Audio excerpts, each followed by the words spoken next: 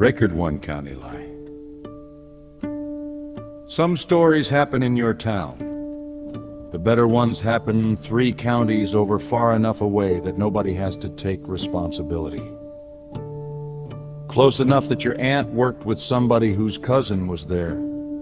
That is where the Midwest keeps its strangest history, in the distance between fact and rumor, between local news and folklore, between that really happened and, well, that is how I heard it.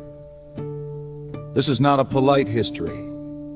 It is a night drive through bad weather, stubborn towns, burned buildings, monsters with gift shops and landmarks too ridiculous to be false in any useful way. Keep the radio low. Watch the passenger window. There is the water tower. There is the empty school. There is the field where the music stopped. There is the museum with the meat in it. The road does not explain any of them. It only puts the next county close enough to see.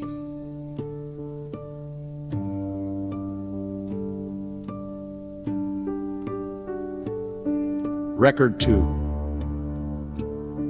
What stays buried? The first counties are quiet. Villisky keeps a house in the dark and an unsolved case that never learned how to leave town. LaPorte remembers a farm where loneliness arrived. By newspaper, Plainfield remembers a man. Then watches movies remember him. Incorrectly, Cleveland had a run beside the rails where people could disappear before anyone decided they counted. In late 1970s Circleville lore, anonymous letters turned rumor into something a person could hold. Michigan received Jimmy Hoffa everywhere at once. Under stadiums, roads, and any fresh patch of concrete a man could point toward. These are not attractions in the same way, and they should not be told with the same grin. What connects them is the second life of a place. A farmhouse becomes a warning. A mailbox becomes an audience. A parking lot becomes a theory. The hard part is not remembering that something happened. The hard part is noticing what everyone learns to see afterward. A house does not need to be haunted if the truth never leaves. Record 3, The Bottle.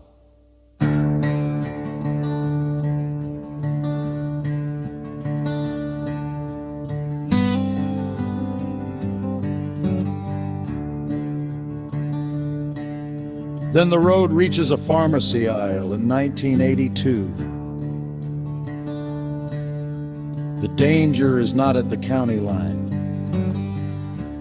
It is already inside the medicine cabinet, wearing the shape of trust. 7 people in the Chicago area died after capsules were deliberately poisoned. The killings were never solved. The response changed what Americans touched every day: caps, seals, wrappers, warnings. Ordinary packages began showing whether someone had been there first. This is how a terrible story sometimes survives as design, not as a monument you visit, but as a small resistance under your thumb nearby. The road remembers Starkweather and Fugate, motion spreading harm across a map instead of escaping it. One story makes travel dangerous. The other makes stillness dangerous. Both fold the ordinary world the wrong way. The bottle on the shelf is the quieter legacy. It says somebody saw what trust cost and made the next package harder to enter.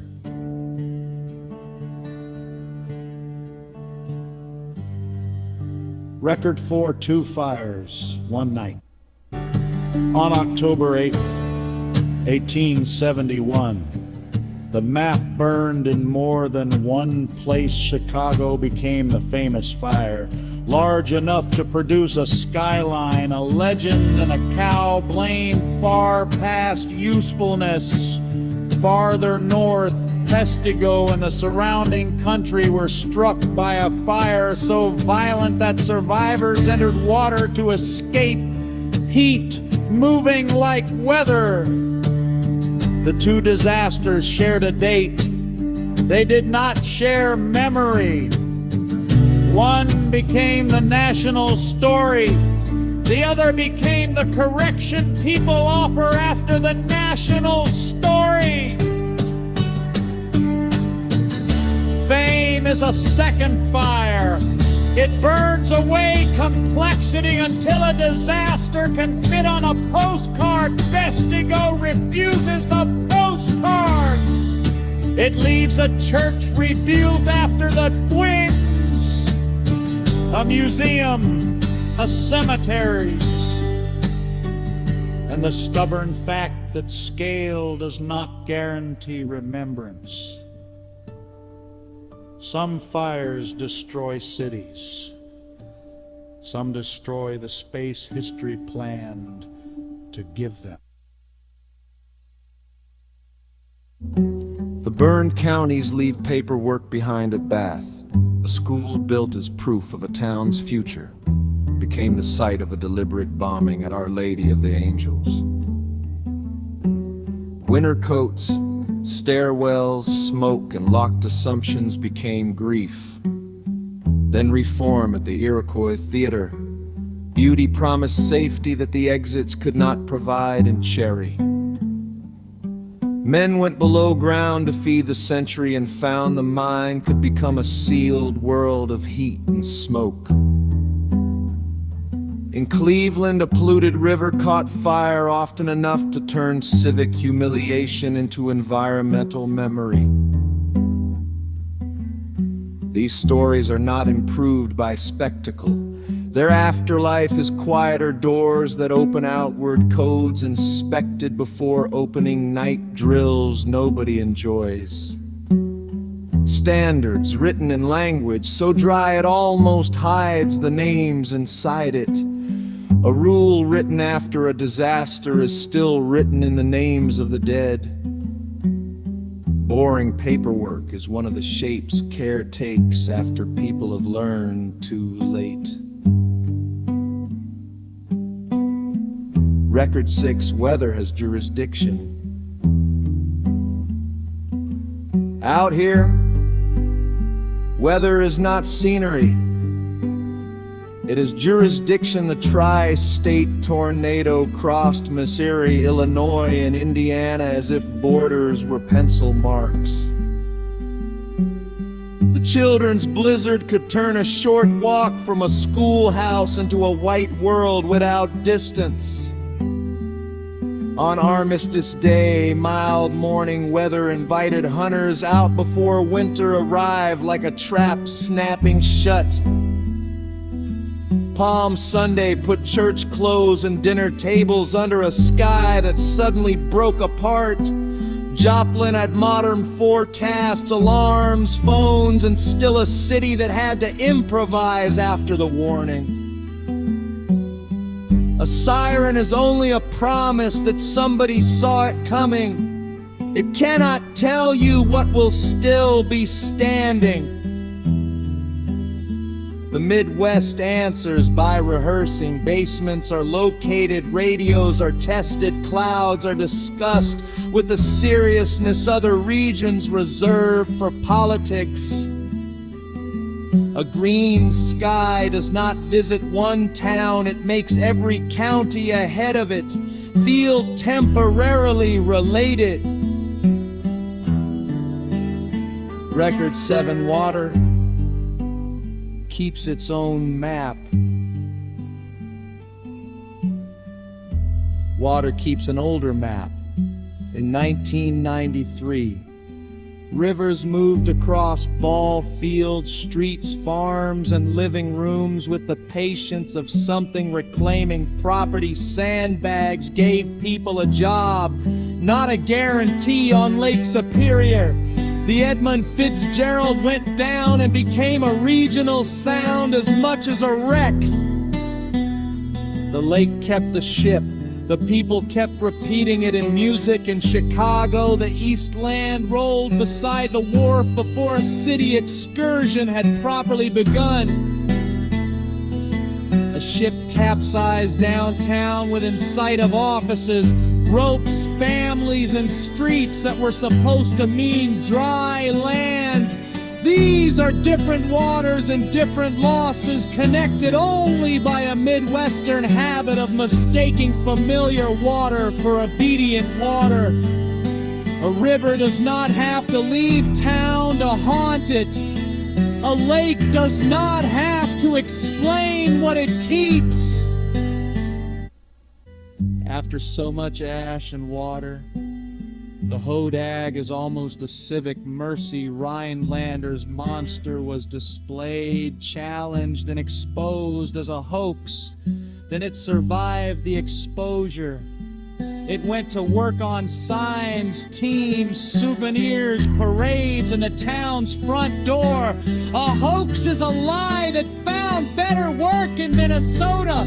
A stone pulled from tree roots became an argument about expiration, authenticity, and who arrived when the argument outgrew the object proof mattered.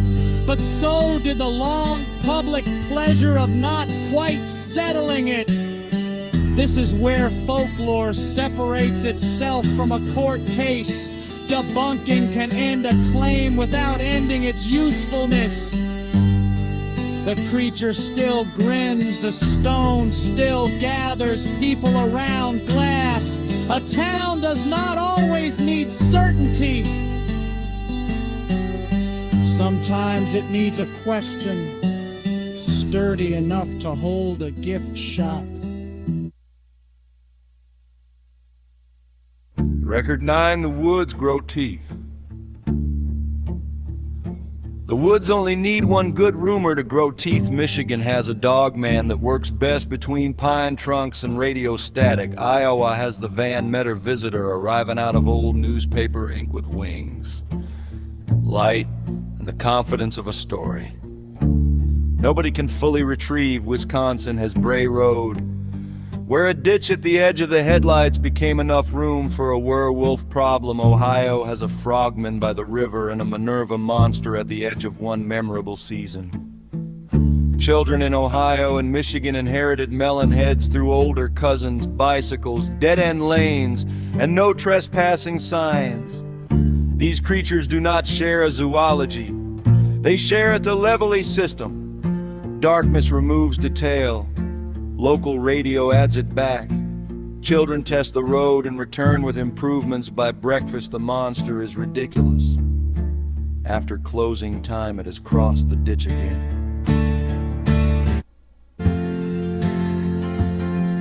Above the Mississippi near Alton, Illinois, a painted creature still watches the river. People call it the Piasa bird. In 1673, Jacques Marquette described two painted water monsters. In 1836, John Russell supplied the name Piasa, wings, and much of the familiar man-eaten story. The original images disappeared. The creature visible now is a modern descendant, repainted and relocated through layers of indigenous imagery, settler invasion, civic preservation, commerce, and affection.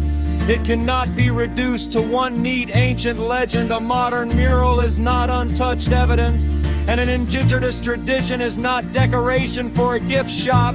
What the Bluff gives the film is not a solved origin. It gives wind over stone, a river older than the road, and a shape renewed by later hands, because forgetting it felt worse than changing it.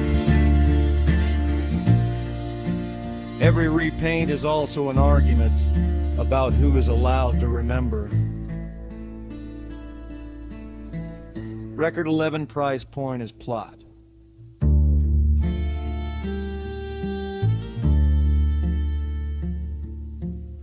Then the stadium lights come on. Cleveland sells beer for 10 cents and a price point becomes plot. Cups multiply, boundaries fail. baseball promotion discovers that arithmetic can have a mob scene inside it 5 years later. Chicago invites a crowd to bring disco records for demolition. Vinyl explodes on the outfield. The stunt is remembered as comedy chaos and something sharper beneath the radio swagger. They came to destroy records and accidentally explained a decade. The important part is not that crowds are foolish. It is that crowds make private permission public. One person runs onto the field and becomes a problem. Thousands watch him do it and become momentum. Civic disaster does not always begin with evil. Sometimes it begins with a promotion meeting where every person agrees the turnout will probably be manageable. Record 12. Gravity collects the bill.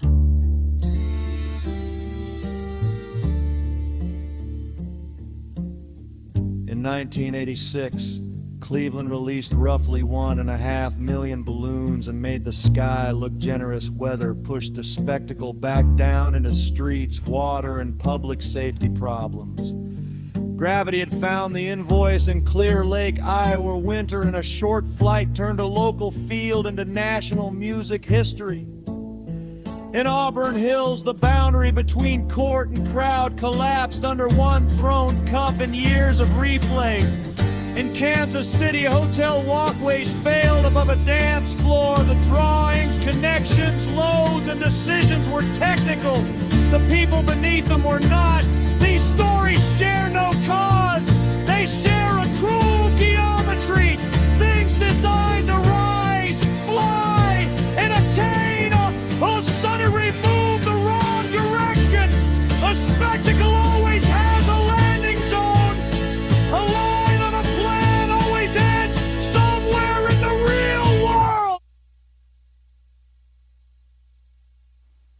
The road restores human scale, with people who understood publicity before publicity had a department. Carrie Nation carried moral certainty into illegal Kansas saloons and gave it a hatchet handle. She was reformer, destroyer, performer, and headline impossible to flatten without losing the reason people watched. John Dillinger was violent, famous, and polished by depression, resentment into the kind of outlaw people wanted to like. The Midwest knew he was bad. It also knew the banks were not popular. Neither legend asked for a clean verdict. Their afterlives show how anger edits a person. Nation becomes the tool in her hand. Dillinger becomes the grin outside the theater. Folklore removes contradiction because contradiction is heavy. The real people keep putting it back. Record 14, A House Against Emptiness.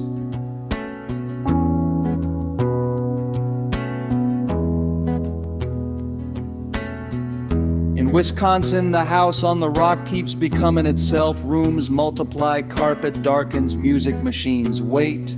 A carousel turns beneath too many lights. The place feels less like a collection than an argument with emptiness. Explaining it does not make it normal. In Nebraska, cars stand in the prairie as carenge, a plain-spoken joke made heavy enough to cast a serious shadow.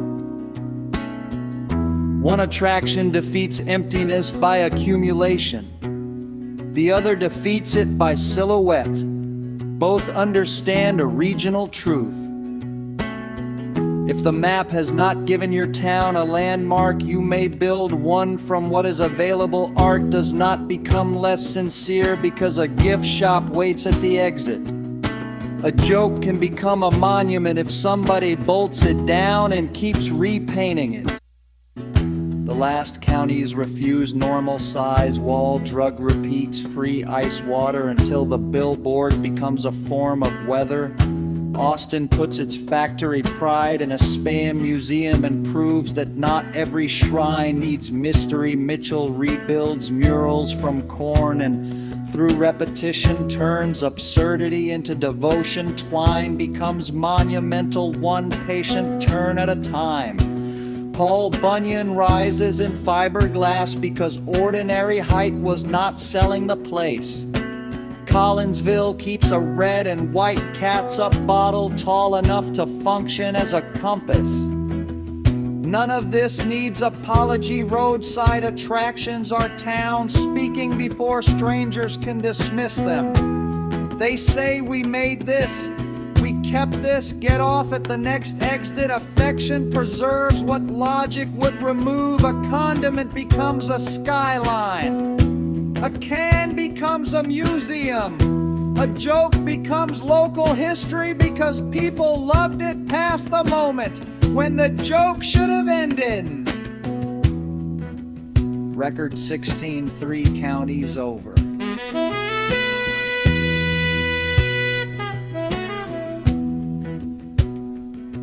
The road does not end with death or disaster. It keeps moving past a sign, a field, a water tower, a dark road, a museum, a burned place, a funny place, a place where something awful happened, and a place where something fake became real because people loved it enough. The Midwest is not plain and is layered. Every county has a story. Every town has a version.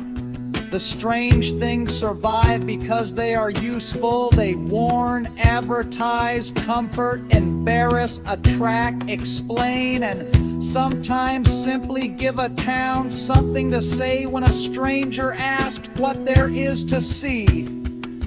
A good Midwestern story does not end when it is explained. It ends when somebody else starts telling it wrong, and somewhere 3 counties over,